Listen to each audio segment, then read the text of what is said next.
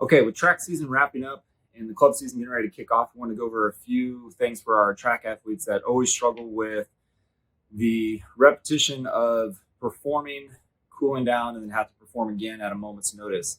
That's always a challenging aspect of track meets. So we want to go over a real quick routine of how you can get your hips and your lower extremity warmed up for those track events so you can reduce injury and keep yourself performing at your best.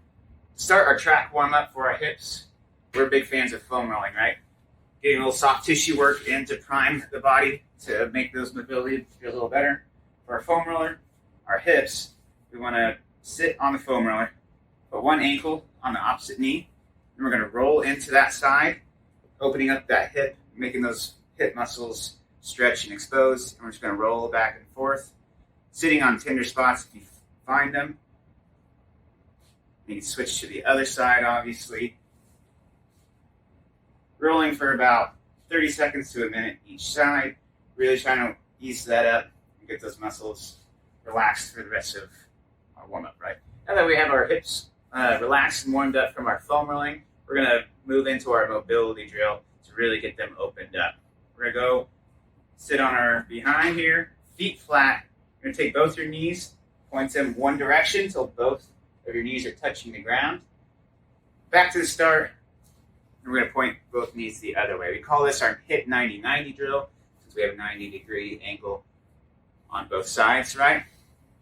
Working back and forth. If it starts to get too easy, you can push your knees into the ground to stand up. But for the most part, this is going to get those hips opened up and ready to go. Now that we've foam rolled our hips, we've done a mobility drill with our hips and our hip 90-90 drill.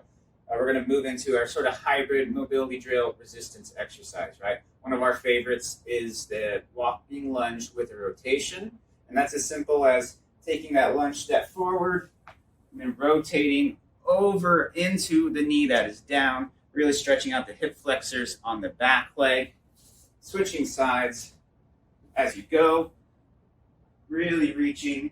That allows us to really hit that hip flexor hard as well as getting the obliques stretched. Get a little lat action in there and really make an integrated mobility drill to get us warmed up for our priming drill at the end. Now we've foam rolled our hips, we've done our hip 90-90 mobility drill, and we've done our walking lunge exercise. We're moving on to our priming drill. Now, track and field is based a lot on triple extension. That's extending the ankle joint, the knee joint, and the hip joint all at one time. And so we want our priming drill to replicate that. Our favorite way of doing this without any equipment is a squat jump. That's squatting down as deep as you can, getting as far into that range of motion as you can, then exploding up, extending the ankle, knee, and hip all at once, really squeezing those hips at the top, pushing off hard with those toes to really get through as much range of motion as we can. And so we're getting down as deep as we reasonably can and exploding all the way back up, getting ourselves primed for performance.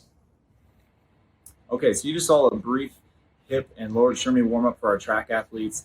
Obviously, all those things can be expanded upon to make it a more complete warm up. But we wanted to show you that because that's a great way to get the hips moving, get the lower extremity warmed up when you're going from event to event and you have those cool down periods. So while that's a great routine between events, for sure at the beginning of the day, you need to expand upon what we just showed you to have a more thorough warm up.